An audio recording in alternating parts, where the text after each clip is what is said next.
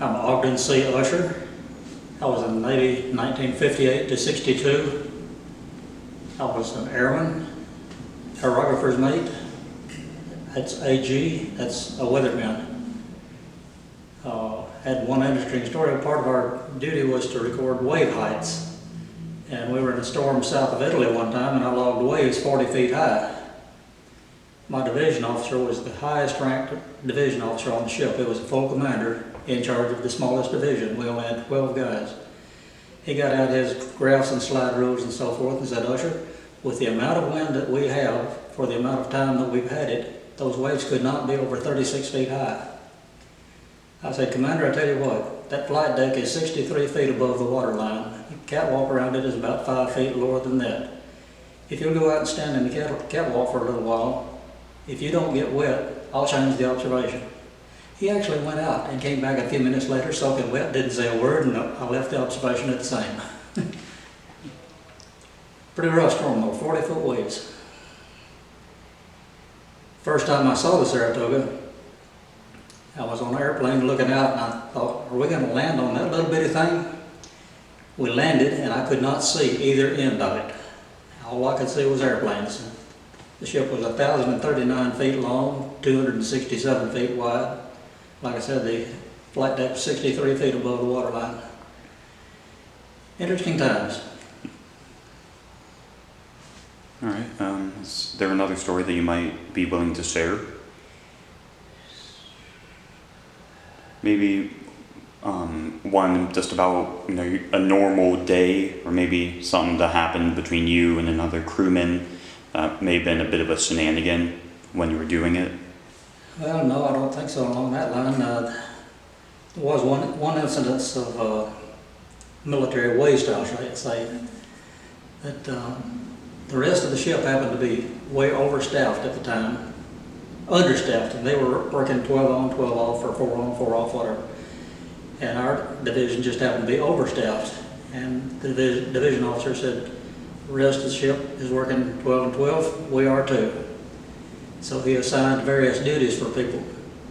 My nightly 12-hour shift from 9 p.m. to 9 a.m. was to guard a red light bulb in a passageway to make sure no one had stolen it. So that's kind of ridiculous. People walk by and ask me what I was doing. They'd look at me and just shake their head and walk on.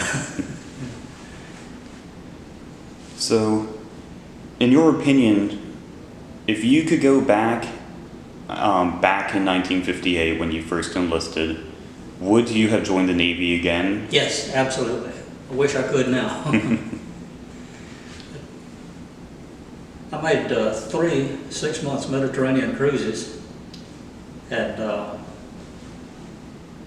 had a friend who was a language genius. His heritage was German, but he was actually from the States. But I went on liberty with him in Rhodes, Greece. When we left the ship, he had never heard a word of Greek spoken. Within a half hour, he was holding conversation with the locals. Did the same thing in Istanbul, Turkey.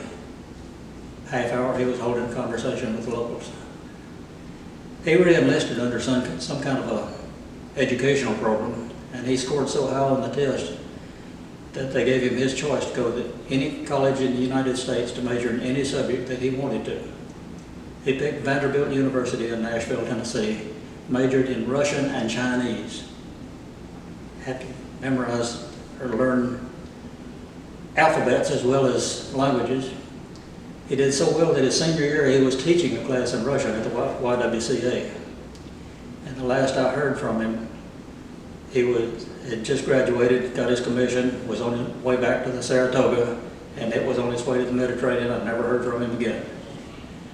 A friend of mine later told me that the guy had a photographic memory, and said they wanted to test him. They had a big tray of stuff, and they put 160 items out on it. He said, "We're going to uncover this tray, and you see how many of these items you can remember." He said, "I don't need 10 seconds." They uncovered it, and he named all 160 items. His name was Stephen Smith. That definitely is a photographic memory. Yeah. True photographic. Did you enjoy going on the Mediterranean cruises? Yes, absolutely. Spent 3 Christmases in a row in Cannes, France. I've always said that they wouldn't let us go there in the summertime, didn't want us around all those pretty girls up on the beach. Actually, I think the most enjoyable time, though, was Naples, Italy. Had a lot of fun there. And the most beautiful cities I saw were Florence, Italy, Barcelona, Spain. And the architecture there was just absolutely fantastic, both places.